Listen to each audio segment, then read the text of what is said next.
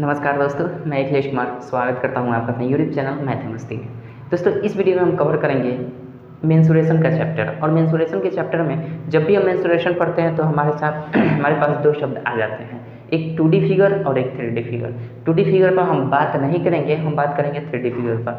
3D figure में इसलिए बात करेंगे क्योंकि 3D फिगर में हम क्या करते हैं, आयतन भी निकाल पाते हैं। 2D फिगर में कभी भी आयतन नहीं निकाला जा सकता है, ठीक है। तो 2D और 3D में अंतर क्या होता है? 2D कहने का मतलब ये होता है ना कि 2 डायमेंशनल, ठीक है। 2D का मतलब होता है 2 डायमेंशनल, यानी जिस आकृति में दो विमाएँ होती हैं, विमाएँ कहें तो जिसमें लंबाई और चौड़ाई माप होती हैं, तो जिस आकृति में दो विमा होती है, एग्जिस्ट करती हैं या फिर होती हैं, उसको हम बोलते हैं 2D फिगर। और जिसमें तीन विमाएँ होती हैं, जैसे कि हम कह सकते हैं घनाभ कह सकते हैं, जिसमें लंबाई चौड़ाई और ऊंचाई होती है। अब जैसे हम आपसे मान लें, अब खूब बढ़िया से अंतर देखिएगा, समझिएगा, खूब बढ़िया से समझ लीजिएगा 2D फिगर क्या होता है और 3D फिगर क्या होता है। 2D फिगर और 3D फिगर, D से होता है डायमेंशन, ठीक है। डायमेंशन का है तो बीमा होता है, ठीक है।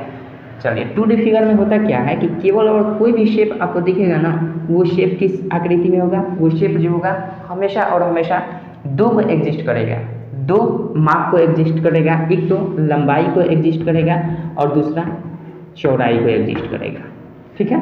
अगर 2D फिगर कोई है या फिर कोई ऐसा फिगर है जिसमें दो ही विमाएँ दिखती है तो हम कह सकते हैं 2D फिगर है। या 2D फिगर है तो हमें ये निश्चित हो जाना चाहिए कि उसमें दो ही विमाएँ होंगी। जैसे यहाँ पे हमने क्या बनाया, इसको हम आयत मान लिया, ठीक है। ये एक आयत है, तो आयत जब भी हमें आता है ना, तो हमारे माइंड में क्लिक ये होना चाहिए कि आयत जो होता है कोई भी सरफेस हो सकता है, उसमें ऊंचाई ना हो, ऊंचाई हो नगण्य हो, न के बराबर हो। जैसे आप किसी किताब का पेपर देखते हैं, एक पेपर देखते हैं या फिर किसी बुक का पृष्ठ देखते हैं, एक पृष्ठ, तो उसकी क्या होती है, लंबाई होती है, चौड़ाई होती है ना। उसकी ऊंचाई नगण्य के बराबर होती है, ऊंचाई होती है लेकिन नगण्य होती है, ठीक है। लेकिन हम उसको उस ऊंचाई को नगण्य के रूप में मानते हैं, इसलिए हम उसको क्या बोलते हैं, 2D फिगर उसको बोल देंगे। अगर किसी बुक का एक पृष्ठ है ना तो उसको हम 2D फिगर बोलते हैं। लेकिन अगर वही बुक ना रहकर अगर वो मोटा कोई हो जाता है बुक, जैसे मान लीजिए कि ये कोई मोटा बुक है, ठीक है, जिसमें ये पेज आगे से अग्रभाग है और इसका दायां भाग, मान लीजिए ये कोई बुक है, तो इस बुक की देखिए क्या है, यहाँ से यहाँ लंबा भी है, ठीक है, यहाँ से यहाँ ये विड्थ है, चौड़ा भी है, और साथ ही साथ हमें क्या दिख रहा है, यहाँ से यहाँ तक कुछ ना कुछ तो ऊंचाई है, 1 सेंटीमीटर हो, 2 सेंटीमीटर, जितना भी ऊंचाई हो, इसमें कुछ ना कुछ ऊंचाई हमें दिखती है। तो अगर एक बुक का उदाहरण दिया जाए तो वो 2D फिगर नहीं रह जाता है, वो किस फिगर में आ जाता है, 3D फिगर में आता है। लेकिन उसी बुक का एक पेज की बात किया जाए तो वो किस में आ जाता है, 2D फिगर में आता है, क्योंकि उसमें ऊंचाई नहीं होती है नगण्य होती है, जिसको हम नहीं मानते हैं। लेकिन इस बुक की मोटाई तो है ना भैया, इसकी मोटाई है, ऊंचाई है, तो ये किस में आ जाता है, ये आ जाता है आपका 3D फिगर में, ठीक है। अगर बुक की बात करें, अगर कोई बुक है, मोटा है, कुछ ना कुछ मोटा है, 1 सेंटीमीटर, 2 सेंटीमीटर, 3 सेंटीमीटर, जितना भी है, तो वो आ जाता है हमारा 3D फिगर में। तो इसमें हमारा क्या दिख रहा है, इसमें हमारा 3 विमाएँ दिख रही हैं, किसी भी बुक में 3 विमाएँ दिख जाएगी, क्योंकि वो कुछ ना कुछ किताब, अगर किताब है तो मोटी तो होगी, जितने भी मोटे हो, 1 सेंटीमीटर, 2 सेंटीमीटर, जितना भी मोटा तो होगा। तो ये 2D और 3D में समझ गया। इसमें कितनी विमाएँ होती हैं, इसमें केवल और केवल 2 विमा होती हैं, और वो कौन कौन सी होंगी, लंबाई होंगी और चौड़ाई होंगी, लंबाई होंगी और चौड़ाई होंगी। 3D फिगर में क्या होता है, इसमें होता है कि इसमें लंबाई भी निहित होता है, चौड़ाई भी आपको देखने को मिल जाएगा, और साथ ही साथ ऊंचाई भी आपको देखने को मिल जाता है। तो इस टाइप से आप समझ सकते हैं। जैसे उदाहरण की बात करें तो इसमें किसी बुक का एक पेज हम ले लेते हैं, किसी बुक का एक पेज, किसी बुक का एक पेज, किसी बुक का एक पेज क्या हो जाता है, आपका 2D में आ जाएगा। लेकिन वही बुक का पूरा देखा जाए, उस बुक को कहा जाए तो वो 3D फिगर में आ जाता है। बुक ओवरऑल पूरा का पूरा बुक जो आएगा वो 3D फिगर में आ जाएगा। अब बात करते हैं कि जैसे हम मान लेते हैं कि कोई भी सरफेस है जिसकी ऊंचाई ना हो, जैसे हम आयताकार कमरा हो, जैसे रूम कोई होता है तो रूम तो आयताकार ही होता है, लेकिन रूम में अगर केवल फर्श है, केवल फर्श की बात किया जाता है, किसी भी रूम में अगर केवल फर्श की बात किया जाए कोई भी रूम है, ये केवल फर्श की बात किया जाए तो ये 2D फिगर में आएगा, क्योंकि इस रूम की कुछ लंबाई होगी, कुछ चौड़ाई होगी, इसमें ऊंचाई नहीं होगी। ठीक है, तो किसी भी रूम के फर्श की बात किया जाए, किसी भी रूम के छत की बात किया जाए, रूफ की बात किया जाए, तो वो सब के सब 2D में आ जाता है। लेकिन संकलित रूप से अगर क्या कहा जाए कि इसमें कुछ ना कुछ इसकी ऊंचाई भी हो, छत जैसे मान लीजिए कि हमारा 5 फीट ऊंचा है, तो वो आ जाता है किस में, 3D फिगर में आ जाएगा। अगर 5 सेंटीमीटर ऊंचाई पर बोल दिया जाए कि जो छत है 5 मीटर ऊंचा पर है, तो कहीं ना कहीं वो टोटल फिगर जो रूम का बनेगा वो कहीं ना कहीं 3D में आ जाता है। ठीक है, बस इतना पर जानिए कि जिसमें लंबाई चौड़ाई ऊंचाई हो वो 3D फिगर कहलाएंगी, और जिसमें केवल और केवल लंबाई और चौड़ाई हो उसको हम 2D फिगर बोलते हैं।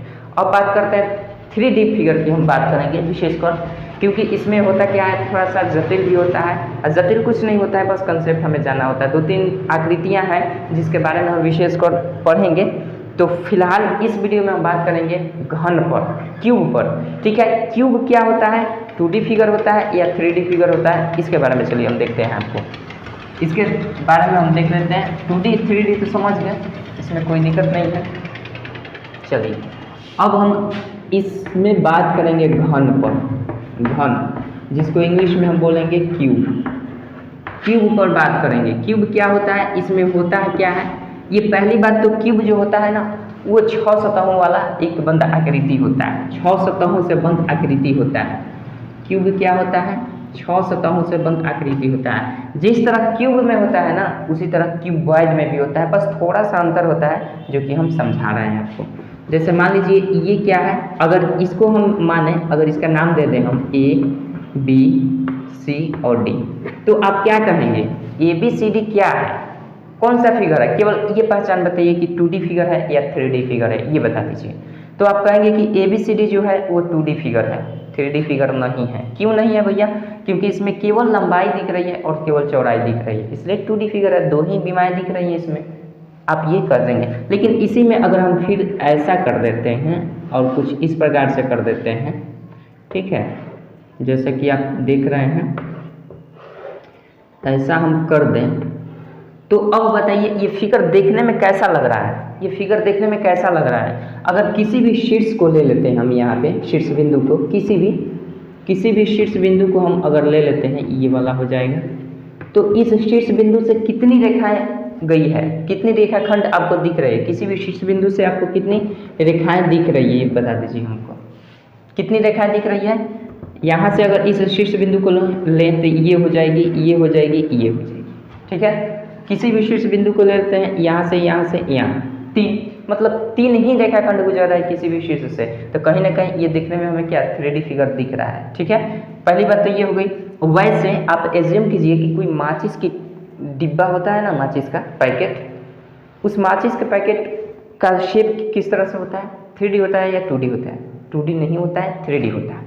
3D क्यों होता है, क्योंकि उसमें कुछ लंबाई होती है, कुछ चौड़ाई होती है और कुछ ऊंचाई होती है, ताकि उसके अंदर कुछ ना कुछ मटेरियल भर दिया जाए। तो जब भी ऊंचाई आएगी ना, तो उसमें कुछ मटेरियल जो भरा जाता है वो आयतन का काम करता है। कोई भी वस्तु कितना स्थान छेंकती है, कितने अपने अंदर किसी चीज़ को रखने की क्षमता रखती है, उसको हम बोलते हैं आयतन। ठीक है, तो माचिस की जो डिब्बा होता है ना, वो 3D फिगर होता है, क्योंकि उसमें ऊंचाई भी होता है। अरे ऊंचाई नहीं होगा तो उसके अंदर कैसे माचिस की तिलियाँ भरी जाएंगी, समझ रहे हैं ना। तो इसलिए उसमें आयतन निकाला जाता है। तो ये भी ध्यान रखिएगा कि 2D फिगर जो होता है ना, 2D फिगर, इस 2D फिगर का कभी भी आयतन नहीं ज्ञात किया जा सकता है। 2D फिगर में आयतन होता ही नहीं है, क्योंकि इसके अंदर कैपेसिटी ही नहीं है, इसकी ऊंचाई ही नहीं है कि उसके अंदर कुछ रखा जा सके, समझ रहे हैं ना। तो 2D फिगर का आयतन नहीं निकाला जाता है, 3D फिगर का आयतन निकाला जा सकता है। तो 3D फिगर में हम आयतन भी निकालेंगे, इसका क्षेत्रफल भी संपूर्ण पृष्ठीय क्षेत्रफल भी निकालेंगे, साथ ही साथ इसके अतिरिक्त इसके कर्ण जो होंगे, इसके विकर्ण जो होंगे, उसको भी हम निकाल सकते हैं। तो इससे इम्पोर्टेंट जितने भी तथ्य हैं ना, जितने भी फॉर्मूले बनते हैं जिससे इसका आयतन निकाला जा सके, जिससे इसका पूरा पृष्ठीय क्षेत्रफल निकाला जा सकता है, जिससे इसका विकर्ण निकाला जा सकता है, तो उस चीज़ पर हम इस वीडियो में बात करेंगे। तो चलिए उसको भी देख लेते हैं। और ये ध्यान रखिएगा 2D फिगर कभी आयतन नहीं निकाला जा सकता। अब थोड़ी सा बेसिक चीज़ है जो कि क्यूबॉइड और क्यूब दोनों में आपका मतलब सिमिलर होता है। जैसे कि हम अगर बात करें कि ये हमारा क्या है, ये हमारा जो दिख रहा है ये मान कर चलते हैं कि ये हमारा घन है, क्योंकि पढ़ रहे हैं घन तो बनाए भी होंगे घन। क्यों घन है? तो घन में ये शर्त होता है कि जो भी सरफेस होता है ना घन का, वो प्रत्येक सरफेस का लंबाई, चौड़ाई और ऊंचाई बराबर होता है। घन में प्रत्येक सरफेस की लंबाई, चौड़ाई और ऊंचाई जो होती है वो बराबर होती है। तो अगर प्रत्येक सरफेस की केवल अगर कर रहे हैं तो उसमें ऊंचाई तो आएगी नहीं। अभी जो मैंने बोल दिया, मिस्टेक से बोल दिया, अगर सरफेस किसी एक सरफेस, पार्टिकुलर एक सरफेस की बात करते हैं तो उसमें केवल लंबाई और चौड़ाई ही निहित होंगी, ठीक है। लेकिन अगर इकट्ठे सभी सरफेस को बोध कराया जाए तो उसमें लंबाई, चौड़ाई और ऊंचाई कहेंगे, और साथ ही साथ ये कहेंगे कि जिस आकृति की लंबाई, चौड़ाई और ऊंचाई बराबर होती है और वो 6 सरफेस से घिरा हुआ होता है तो उसको हम क्या बोलते हैं? घन बोल देते हैं। तो घन में होता क्या है कि डिफिनीशन पर मत जाइएगा, डिफिनीशन का लैंग्वेज हो सकता है आगे पीछे उल्टा सीधा हो सकता है, बस ये समझिएगा कि फिगर किस तरह से बनाया जाता है, फिगर कह क्या रहा है। फिगर ये कह रहा है कि अगर इसकी लंबाई 1 सेंटीमीटर है ना तो इसकी भी लंबाई 1 सेंटीमीटर भी होगी, ठीक है। अगर ये लंबा 1 सेंटीमीटर है तो ये चौड़ा 1 सेंटीमीटर होगा, और ये ऊंचा कितना होगा? तो ये ऊंचा आपका कितना हो जाएगा? ये भी ऊंचाई 1 सेंटीमीटर ही इसकी होगी, ठीक है। ये समझ रहे हैं कि यहाँ से यहाँ तक ये टोटल ऊंचाई होगी, कितना ऊंचा है, ये ऊंचाई का काम कर देगा, ये लंबाई का काम कर देगा, ये चौड़ाई का काम कर देगा, ठीक है। समझ रहे हैं? तो इसमें लंबाई और चौड़ाई 1 सेंटीमीटर ही होगी। अब इससे बात संबंध में बनता है कि घन के संबंध में अगर फॉर्मूले की बात किया जाए तो इस टाइप के जितने भी शेप बनते हैं जिसकी लंबाई, चौड़ाई और ऊंचाई सब बराबर होती है, तो उसमें सबसे पहले हम ये बता दें कि अगर किनारे की बात किया जाए, किसी भी घन में किनारे की बात किया जाए तो किनारों की संख्या कितनी होती है ये बता दीजिए हमको। ये बेसिक चीज़ है और इसको आप ध्यान रखिएगा। जो लोग जानते हैं उनके लिए कोई दिक्कत नहीं है, जो नहीं जानते, जो नए हैं, उनके लिए मैं ये बता रहा हूँ। देखिए, किसी भी घन में या घनाभ में ये जो किनारा होता है, सतह होता है, या इसको हम फलक भी बोलते हैं, फलक होता है, और एक होता है आपका शीर्ष बिंदु। 3 पॉइंट शीर्ष बिंदु, ये 3 पॉइंट हमेशा आप याद रखिएगा, ठीक है, कंफ्यूज नहीं होना है। किनारों की अगर संख्या आपसे पूछ ली जाए तो आप किनारा कितना बताएंगे? एक किनारा। चलिए हम आपको काउंटिंग करके बता देते हैं कितना किनारा होता है। यहाँ से यहाँ करेंगे, एक किनारा ये हो गया, दूसरा किनारा, तीसरा किनारा, चौथा किनारा, पांचवा किनारा, छठा, सातवां, आठवां, नौवां, 10वां, 11वां और 12वां, यानी 12 किनारे होते हैं। कितने होते हैं? 12 किनारे होते हैं। किसी भी घन या घनाभ में, घनाभ की अभी बात नहीं कर रहे हैं, फिर भी मैं बता दे रहा हूँ क्योंकि उसमें भी सिमिलर ही होता है, उसमें भी संख्या घनाभ की में भी किनारों की संख्या 12 ही होती है, क्योंकि इसी प्रकार से फिगर रहता है। बस उसमें अंतर ये होता है कि लंबाई, चौड़ाई, ऊंचाई तीनों अलग अलग होती हैं, ठीक है, सेम नहीं होती है। चलिए, सतह और फलक की बात किया जाए तो सतह उसको कहते हैं सरफेस, मतलब सतह मतलब सरफेस। सरफेस का है तो कितने सरफेस से ये आकृति बनी हुई है, तो इसमें काउंटिंग कीजिएगा तो ये सरफेस एक हो जाएगा, ये वाला जो आगे दिख रहा है ये सरफेस, एक पीछे ये वाला दिख रहा है 2 सरफेस, एक इधर वाला सरफेस 3 सरफेस, एक इधर वाला 4 सरफेस, एक नीचे वाला सरफेस, एक ऊपर वाला सरफेस। टोटल सरफेस की संख्या, सतह या फलक की संख्या 6 हो जाती है।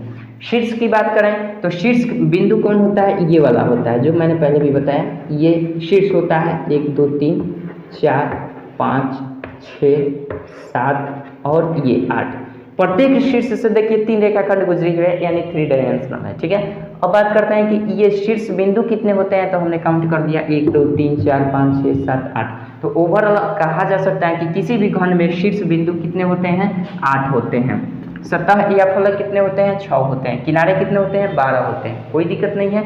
इसी प्रकार से आप हूबहू आप इसको याद कर लीजिएगा कि ये घन हो या फिर घनाभ हो, इन दोनों में ये सेम ही होते हैं। इन दोनों में क्या होते हैं? ये सेम ही होते हैं, ठीक है। अब बात करते हैं कि घन के लिए फॉर्मूले के कैसे बनेंगे। अगर घन का पूरा पृष्ठीय क्षेत्रफल निकालना चाहें तो कैसे निकाल सकते हैं? घन का पूरा आयतन निकालना चाहते हैं तो कैसे निकाल सकते हैं? घन की लंबाई, चौड़ाई, जो भी दिया हो ऊंचाई, उसको कैसे निकाल सकते हैं? तो चलिए हम इसको देख लेते हैं, फॉर्मूले को देख लेते हैं, ताकि हमारा क्वेश्चन बनाने में ये मदद करेगा। और इस बेसिक को याद रखिएगा, कोई भी चैप्टर, किसी भी किताब का चैप्टर कोई भी हो, आपका सॉल्यूशन हो जाएगा, ठीक है। बस बेसिक पर ध्यान रखिएगा। चलिए इस पर हम बात कर लेते हैं। तो सबसे पहले घन में अगर बात किया जाए तो घन में आपका घन का संपूर्ण पृष्ठीय क्षेत्रफल का फॉर्मूला क्या होता है? घन का संपूर्ण पृष्ठीय क्षेत्रफल बराबर क्या होता है। देखिए घन में क्या होता है कि जो 6 सतह होती है ना, 6 सतह की अगर लंबाई चौड़ाई और ऊंचाई सब बराबर हो जाती है, तो कहने का मतलब कि अगर एक सरफेस हमारा ये है तो प्रत्येक सरफेस जो होता है ना वो वर्ग होता है। अगर 6 सरफेस है तो 6 के 6 सरफेस जो होगा ना वो वर्ग होगा।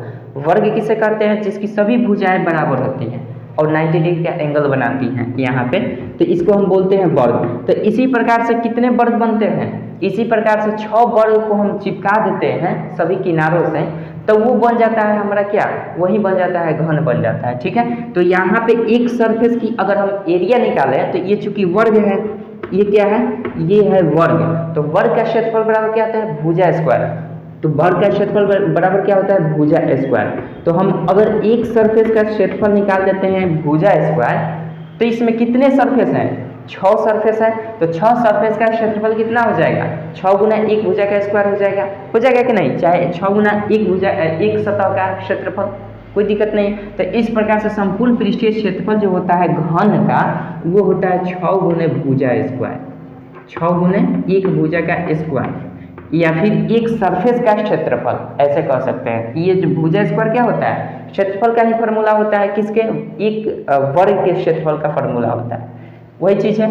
तो आप समझ रहे हैं संपूर्ण पृष्ठीय क्षेत्रफल बराबर 6 गुना भुजा स्क्वायर कर सकते हैं, कोई डाउट नहीं है। अगर इसकी बात करें आयतन की, तो घन का आयतन बराबर क्या होता है, घन का आयतन बराबर भुजा क्यूब होता है, भुजा क्यूब। अगर किसी भी भुजा को 3 बार मल्टीप्लाई कर दीजिएगा, अगर 1 सेंटीमीटर की भुजा है तो इसमें भैया 3 डायमेंशनल है तो 3 गो बीमा इसकी है, तो तीनों बीमा को हम गुना कर देते हैं तो ये क्या निकल जाता है, इसका आयतन निकल जाता है, कितना लंबा है, कितना चौड़ा है, कितना ऊंचा है। ठीक है, तो ये हमारा निकल जाता है भुजा क्यूब। क्यों निकलता है, चूंकि 3 बीमा है और तीनों बीमा को हमने मल्टीप्लाई किया है सिंपल, तो उससे जो मल्टीप्लाई, तीनों बीमाओं को मल्टीप्लाई जब किया जाता है तो उससे निकलता है हमारा क्या, आयतन निकल जाता है। तो यहाँ पे भुजा क्यूब क्यों लिखे हैं, आप चाहते तो यहाँ क्या कर सकते हैं, लंबाई गुना चौड़ाई गुना ऊंचाई, क्योंकि तीनों भुजा को हमें गुना करना है, 3 डायमेंशनल है, 3 बीमा मिल गया, तीनों बीमा का गुना कर देना है। तो भैया हम भुजा क्यूब कहाँ किए और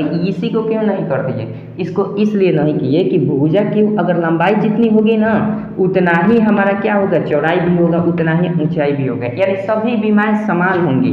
इसलिए सभी बीमाएं जब समान होंगी तो ओवरऑल हम कह सकते हैं कि कोई भी बीमा हो, किसी भी माप की कोई भी बीमा हो, हम 3 बार गुना न करके सीधे हम डायरेक्ट कर देते हैं भुजा क्यूब। ऐसे शो न करते हुए हम भुजा क्यूब करते हैं, चूँकि ये चीज़, ये जो जब घनाभ में हम पढ़ेंगे ना तो इसकी माप अलग अलग होंगी, इसलिए इसकी माप अलग अलग होने की वजह से हम घनाभ में क्या करते हैं, लंबाई गुना चौड़ाई गुना ऊंचाई कहते हैं। यहाँ भी कह सकते हैं, कोई डाउट नहीं है, चूँकि लंबाई और चौड़ाई ऊंचाई हम जानते हैं कि घनाभ में, घन में जो होता है लंबाई चौड़ाई ऊंचाई सेम होता है, तो काहे के लिए इतना हम फैलाएं इस फॉर्मूले को। ठीक है, नेक्स्ट में हम अलग अलग माप होगा तो घनाभ में इसका प्रयोग करेंगे, लंबाई गुना चौड़ाई गुना ऊंचाई का।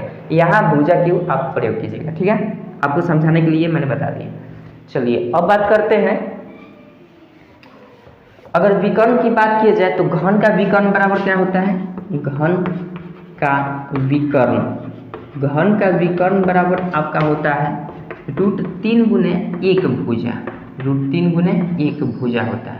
ठीक है, √3 गुने 1 भुजा होता है घन का विकर्ण। विकर्ण क्या होता है कि अगर कोई कमरा है, वर्गाकार कमरा है, जिसकी लंबाई भी उतनी ही है, चौड़ाई उतनी है और ऊंचाई भी उतनी है जितनी की, मतलब सभी बीमाएं एक दूसरे से बराबर है, तो उसके अंदर अगर कोई बांस रखा जाए या फिर उसके अंदर सबसे लंबी दूरी की जो रखा जाए कोई भी चीज़, छड़ हो, बांस हो, चाहे कुछ भी हो, तो उसकी लंबाई क्या होगी, उसी को बोलते हैं विकर्ण, यानी कोना कोनी।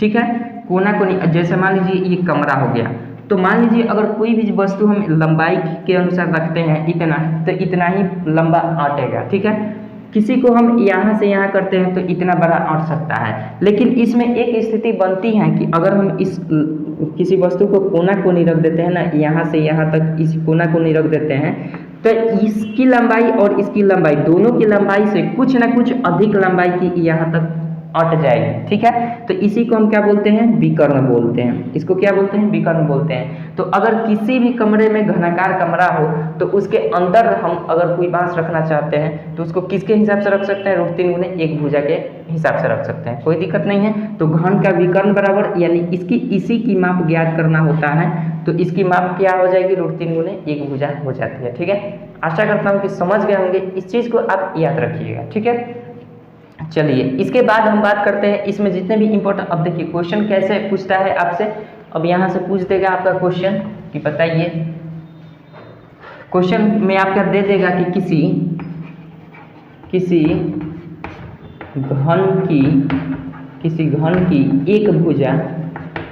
एक भुजा 5 सेंटीमीटर की है, किसी घन की एक भुजा 5 सेंटीमीटर की है, तो आप बताइए कि इसका कुल पृष्ठीय क्षेत्रफल कितना हो जाएगा। तो ये चीज़ हम फॉर्मूले से निकाल देंगे, 6 गुने भुजा के स्क्वायर कर देंगे। अगर आयतन पूछ दे तो 5 सेंटीमीटर का है तो आयतन को 5 बार गुना कर देंगे, यानी 5 को 3 बार गुना कर देंगे, सॉरी। तो ये आपका आंसर हो जाएगा। इसी तरह से घन का विकर्ण पूछे तो √3 गुने आप 5 कर देंगे, आपका आंसर हो जाएगा। इसी प्रकार से ये 3 इंपॉर्टेंट क्वेश्चन है इसमें, और इसे आप याद रखिएगा इसे। ठीक है, चलिए मिलते हैं नेक्स्ट वीडियो में घनाभ को लेकर। तो हो सकता है कि इसमें और भी जो भी इससे रिलेटेड जो क्वेश्चन बनेंगे, हो सकता है कि नेक्स्ट वीडियो में हम आपको क्वेश्चन करा दें, तो ठीक रहेगा, ताकि आपका मतलब रिवाइज भी हो जाएगा कि इस सूत्र का प्रयोग हम कैसे कर पाए। तो इस चीज़ को हम नेक्स्ट वीडियो में आपको इंप्लीमेंट कर देंगे। अब देखिए क्वेश्चन पूछेगा, आपका भुजा दे दिया जाएगा।